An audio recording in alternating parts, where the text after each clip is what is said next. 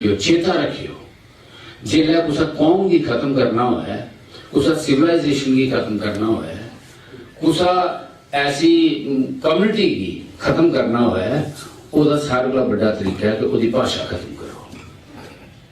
तो भाषा अगर तुम डोगरा एक गल आखते नहीं है ना, डोगरा वो कहता साढ़े शायर नहीं लिखता, डोगरा वो कहता जेड़ा डोगरी नहीं बोलता, उसी तुसें कियां डोगरा आखना जो आपू डोगरी नहीं बोलता हो। तो फिर कल गी तुस आखगे हो कि अस डोगरे हाँ, तो आखन अच्छा डोगरी डोगरी बोलिए दसो जो साढ़े बच्चे नहीं बोली सकन।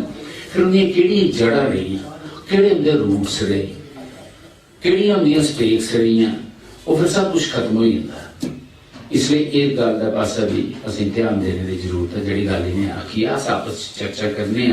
बाकी डॉक्टर साहब डोगरी के जोड़े लेखक न वो पिछे नहीं है, जिन्ना 1947-44 को लिया तो 2000 तक लिखोया है ना, इन्ने बने अजकल उन्हें 10 बड़े च लिखोया।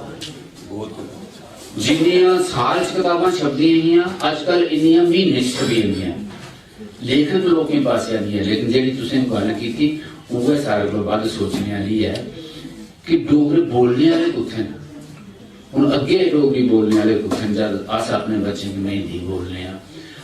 और भी गल बड़ी अच्छी है, असी बच्चे असें ये समझ आनी चाहिए तो अंग्रेजी सीखी लैंगन, असें भी सीखी ले घर च डोगरी गै बोलदे, हिंदी सीखी लैंगन, अंग्रेजी सीखी लैंगन, पर जेकर अस उहदे कन्नै डोगरी नहीं बोलगे डोगरी कुत्थों सीखगन।